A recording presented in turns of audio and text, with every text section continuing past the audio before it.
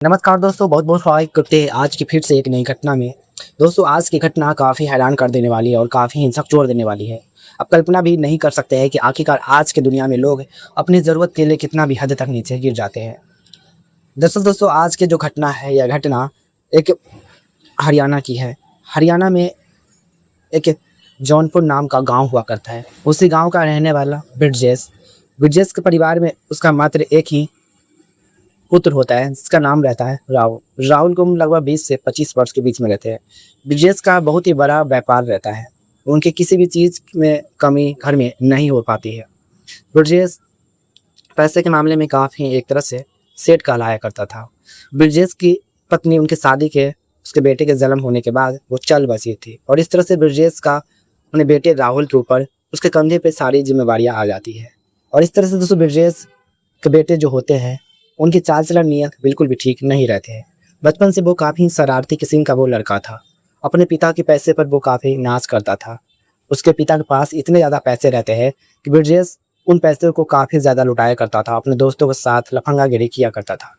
जिससे यहाँ पर दोस्तों ब्रजेश अपने बेटों को लेकर काफ़ी तंग आ जाते हैं।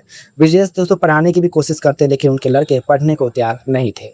और इस तरह से दोस्तों ब्रजेश आने वाले समय में उनकी तबीयत काफ़ी ज़्यादा बिगड़ने लगती है, क्योंकि उनका शरीर भी साथ छोड़ चुका था। उनके व्यापार, उसकी बिजनेस को संभालने वाला कोई भी नहीं था। उनका बेटा भी सुनने को तैयार नहीं थे।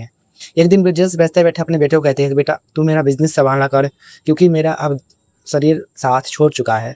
तो अपने जीवन परिवारित के लिए तुम कब तक यूं ही ऐसे ही चलते रहेगा? कब तक तुम अपने पैर पर खड़ा नहीं होगे? क्योंकि अभी नहीं होगे तो आने वाले समय हम नहीं रहेंगे, तो तुम घाट का नहीं रहोगे, नहीं घर का रहोगे। और इस तरह से दोस्तों ब्रजेश अपने बेटे को काफ़ी समझाने की कोशिश करते हैं, लेकिन यहाँ पर उसके बेटे समझने को तैयार नहीं रहते हैं। और इस तरह से समय सब कुछ गुजरता रहता है। ब्रजेश बैठे बैठे मन ही मन सोचता कि इस बेटे को ऐसे नहीं सुधरेंगे, इसकी उम्र भी काफ़ी ज़्यादा बढ़ चुकी है और इसकी अगर हम शादियाँ करा देते हैं तो ये पहले से इनके अंदर कुछ ना कुछ सुधार तो ज़रूर देखने को मिलेंगे। और इस तरह से दोस्तों ब्रजेश हार धार के अपने बेटे को ज़बरदस्ती शादियाँ करवा देते हैं। ब्रजेश की शादी हो जाने के बाद दोस्तों ब्रजेश अपनी पत्नी को न ही लगाया करता था, न ही उनका साथ सोया करता था। और इस तरह से दिन समय सब कुछ गुजरता रहता है। लेकिन आने वाले समय में दोस्तों ब्रजेश के बेटे राहुल की पत्नी के साथ इतना बड़ा हादसा होता है, जिसे दोस्तों आप कल्पना भी नहीं कर सकते हैं। कर्णव की वजह से दोस्तों उसकी पत्नी के साथ इतना बड़ा हादसा हो जाता है। वाकई में हैरान कर देने वाली और झकझोर देने वाली आज की घटना है। तो कहानी में आगे बढ़ने से पहले वीडियो को अभी तक लाइक नहीं किए हैं तो वीडियो को लाइक करके चैनल को सब्सक्राइब ज़रूर करें। कमेंट बॉक्स में ये भी बताएं कि वीडियो आप कहाँ के देखने वाले दर्शक हैं। और इस तरह से दोस्तों ब्रजेश के बेटे राहुल की जब शादियाँ हो जाती है, शादियाँ हो जाने के बाद ब्रजेश अपने पत्नी के साथ कमरे में बैठा हुआ था, शादी के लम्हे गुजार रहा था। उस दिन ब्रजेश अपने के बेटे राहुल अपने पत्नी को कहते हैं, मेरे पिताजी ने तुम्हारे साथ ज़बरन शादी किया है और मैं नहीं चाहता कि हम तुम्हारे ज़िंदगी में दखल दें। और इस तरह से राहुल की पत्नी कहती है कि ये क्या हुई बात, हम तुम्हारे पत्नी हैं, तुम मेरे पति हो। और इस तरह से ये रिश्ते आने वाले समय में एक पति पत्नी का रिश्ता भी कहलाता है, और तुम ऐसे बोलोगे तो कैसे काम चलेगा। और इस तरह से दोस्तों यहाँ पर राहुल अपनी पत्नी को लेकर काफ़ी तंग आ जाते हैं। दूसरी ओर दोस्तों उसकी पत्नी का लगभग शादी का 10 से 15 दिन गुजर जाते हैं। वो काफ़ी परेशान हो जाती है। परेशान हो जाने के बाद एक दिन अपने ससुर ब्रजेश के पास वो जाती है। जाने के बाद कहते हैं, पिताजी आपके बेटे कैसे हैं, नहीं मुझे लगाते हैं, नहीं मुझे मानते हैं, मेरे साथ भी नहीं सोते हैं। और इस तरह से दोस्तों यहाँ पर ब्रजेश कहते हैं, तुम्हें बेटे नहीं लगाते हैं तो इसमें हम क्या कर सकते हैं, तुम अपने पति को समझाने की कोशिश करो। और इस तरह से दोस्तों यहाँ पर ब्रजेश से भी काफ़ी परेशान हो जाती है राहुल की पत्नी। और इस तरह से दोस्तों राहुल को अगले दिन उसकी पत्नी कहते हैं, ठीक है तुम मेरे साथ वो लम्हे वो पल नहीं गुजारोगे तो हम बहुत ही बड़ा कदम उठा लेंगे, जिससे तुम्हें बाद में बहुत ही बड़ा पछतावा होगा। और इस तरह से दोस्तों यहाँ पर राहुल काफ़ी तंग और परेशान हो जाते हैं, वो कर भी क्या सकते थे। और इस तरह से दोस्तों समय सब कुछ गुजरता रहता है।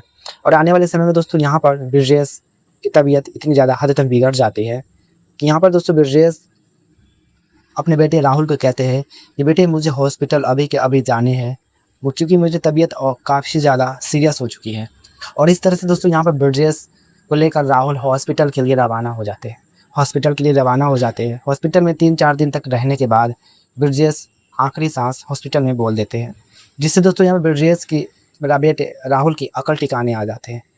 ब्रिजेश के मौत हो जाने के बाद राहुल अपनी पत्नी की जैसा कहता वैसा वो करता गया। और इस तरह से दोस्तों यहाँ पर ब्रिजेश ने कभी ऐसा काम नहीं किया था, लेकिन जब उसकी पत्नी के साथ पहली बार वो ऐसा काम करते हैं तो यहाँ पर ब्रिजेश को काफ़ी अच्छा लगने लगता है। क्योंकि दोस्तों यहाँ पर ब्रिजेश की पत्नी कहते हैं कि पिताजी तो चल बसे हैं और घर में एक पीढ़ी की ज़रूरत है, अगर पीढ़ी नहीं बढ़ेगी तो घर कैसे चलेगा। और इस तरह से ब्रिजेश के बेटे राहुल पत्नी की बातों पर वो आता गया और आने वाले समय में ब्रिजेश के बेटे राहुल पत्नी का लगाव और उससे वो लम्हे वो काफ़ी उससे पसंद आने लगते हैं और इतना हद तक पसंद आने लगते हैं दोस्तों यहाँ पर राहुल हर डेली की तरह वो वैसा काम करता गया। लेकिन उसकी पत्नी को भी अकल ठिकाने आ जाती है कि पति को प्रेशर किस तरह से दिया जाता है। और इस तरह से दोस्तों समय सब कुछ गुजरता रहता है और ये सिलसिला लगभग महीनों तक गुजरता रहता है। और आने वाले समय में राहुल काफ़ी तंग आ जाते हैं। तंग आ जाने के बाद अपनी पत्नी को लेकर वो ऐसा काम करते हैं जिसे दोस्तों आप कल्पना भी नहीं कर सकते हैं। और इस तरह से दोस्तों यहाँ पर पत्नी कहते हैं अगर तुम ऐसा काम करते रहोगे तो ये मेरे लिए बहुत ही बड़ा नुकसानदायक साबित हो सकते हैं। क्यों ना तुम अपने अनहोनी जगह पर कांडम का प्रयोग करके, ताकि मेरे लिए काफ़ी आसान यह बन जाए। उसकी पत्नी बाज़ार जाती है, बाज़ार जाने के बाद मार्केट से ख़रीद कर लाती है। लाने के बाद राहुल को पता नहीं रहता इनके बारे में और उसके पत्नी इस्तेमाल करने के लिए बोलते हैं। राहुल को कैसा लगाना है कैसा नहीं लगाना है उसे समझ में नहीं आ रहा था। जैसे जैसे वो लगाते हैं और अपने जो उनके अंदर भूत सवार था वो भूत पत्नी पर उतारने लगते हैं और इस तरह से उतारने लगते हैं कि घंटों तक बीत जाता है, लेकिन राहुल को पता नहीं चलता है। लेकिन वो चीज़ें फट जाती है। फट जाने के बाद दोस्तों यहाँ पर फिर भी वो नहीं रुकते हैं और आने वाले समय में दोस्तों यहाँ पर ब्रिजेश कुछ घंटे बाद उसको जब ये एहसास होता है कि उसकी पत्नी की मौत हो चुकी है, लेकिन वो फिर भी अपना अंदर का भूत उससे ख़त्म नहीं होता है। जब सुबह का नज़ारा होता है वो काफ़ी दर्दनाक और खौफनाक नज़ारा होता है।